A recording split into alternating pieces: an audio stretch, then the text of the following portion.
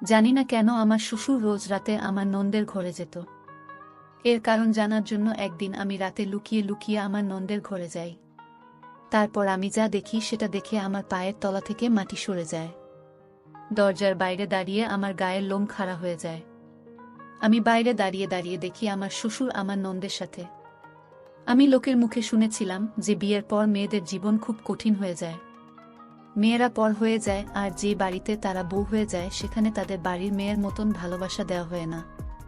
তবে এই ব্যাপারে আমি খুব ভাগ্যবতী ছিলাম। আমি খুব ভালো শ্বশুরবাড়ি পেয়েছিলাম। আমার শ্বশুরবাড়িতে মাত্র ৩ জন লোক ছিল, আমার স্বামী, আমার শ্বশুর আর আমার ননদ। আমার শ্বশুর মশাই খুব ভালো ছিলেন, তিনি খুব নরম মেজাজের ছিলেন। উনি খুব কম কথা বলতেন, আর যখনই কথা বলতেন খুব আস্তে আস্তে কথা বলতেন। ওনাকে আমি কখনো জোরে কথা বলতে শুনিনি। আজ আমি তাড়াতাড়ি রান্না বান্না সব শেষ করে আমার স্বামীর বাড়ি ফেরার অপেক্ষা বসেছিলাম। হঠাৎ খুব জোরে বৃষ্টি শুরু হয়। আমার চিন্তা হতে থাকে যে আমার স্বামী ঠিক মতন বাড়ি আসতে পারবে কিনা। তখন খুব জোরে বিদ্যুৎ চমকাচ্ছিল। আমার বিদ্যুতে খুব ভয় লাগে। আমার বিয়ের পর এই প্রথম এত জোরে বৃষ্টি আর বিদ্যুৎ চমকায়।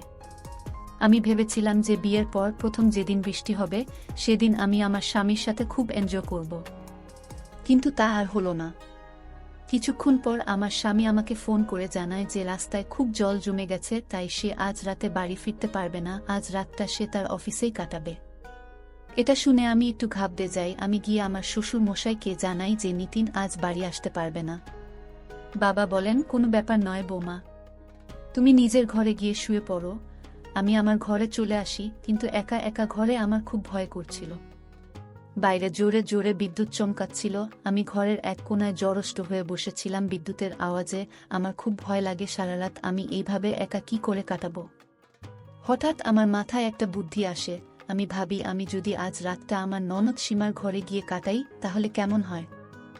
সেও তো তার ঘরে একা আছে, ভালোই হবে। আমরা দুজনে গল্প করতে করতে রাতটা কাটিয়ে ফেলব। এই ভেবে আমি আস্তে আস্তে ঘর থেকে বেরিয়ে আসি। আমার নন্দের ঘরটা গ্রাউন্ড ফ্লোরে ছিল, আর আমার ঘর ছিল ফার্স্ট ফ্লোরে। আমার শ্বশুর মশাইয়ের ঘরটাও নিচের তলায় ছিল। আর ফার্স্ট ফ্লোরে তখন আমি ছাড়া আর কেউ ছিল না। চারিদিকটা খুব শুনশান লাগছিল। ঝড় বৃষ্টির কারণে কারেন্টও চলে গেছিল, তাই ফ্লোরটা খুব অন্ধকার ছিল। আমি আস্তে আস্তে পা টিপে টিপে সিঁড়ি দিয়ে নিচে নামতে শুরু করলাম। আমার গায়ে কাটা দিচ্ছিল কোনোরকমে। আমি সিঁড়ি ভেঙে গ্রাউন্ড ফ্লোরে এসে পৌঁছি আর আমার নন্দের ঘরের দিকে চলে যাই।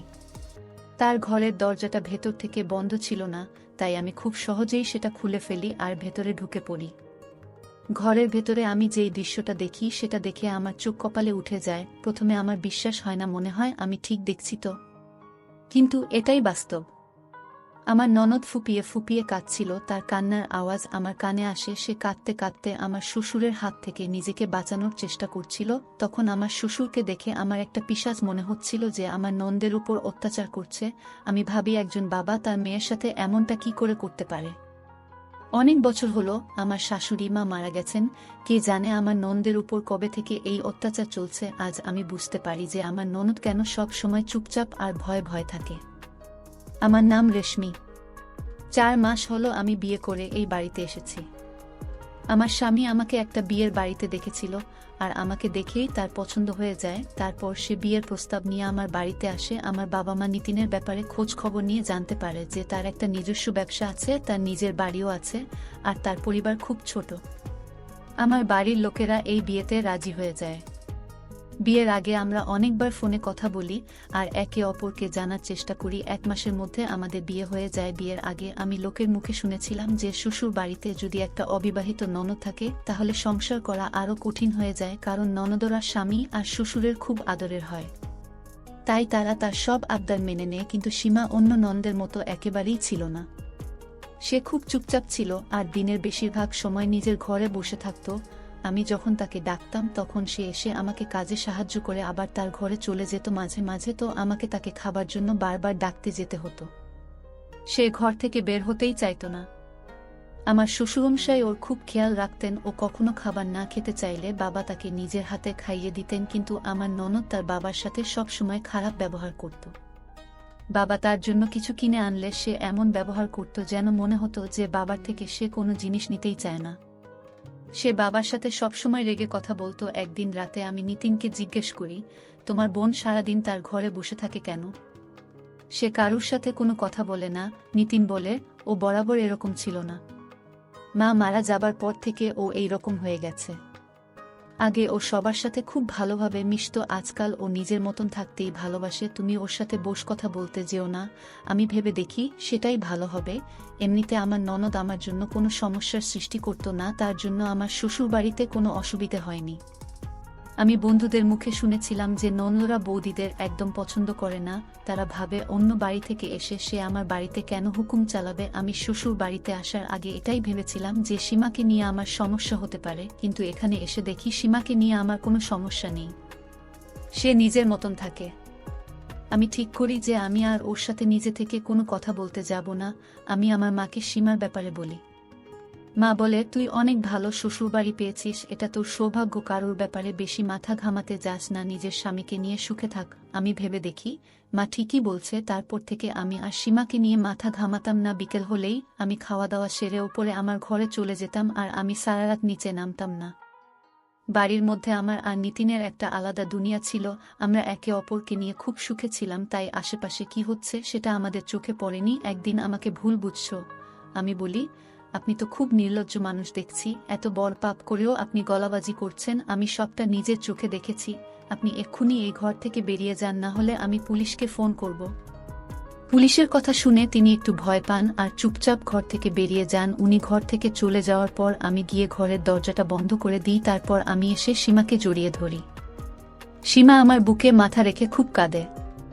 এতদিন ওর উপর অনেক অত্যাচার হয়েছে, এটা ওর কষ্টের কান্না। আমি ওকে কিছুক্ষণ কাঁদতে দিই, তারপর ও নিজে থেকেই বলে, আমার যখন এক বছর বয়স ছিল তখন আমার মায়ের বিয়ে এই লোকটার সাথে হয়েছিল। সীমার কথা শুনে আমি অবাক হয়ে জিজ্ঞেস করি, তুমি আমার শ্বশুরমশাইয়ের নিজের মেয়ে নও? সীমা বলে, না, আমার নিজের বাবা বিয়ের কয়েক বছর পর আমার মাকে ডিভোর্স দিয়ে দেয়, আর আমাকেও আমার মায়ের দায়িত্বে রেখে চলে যায়।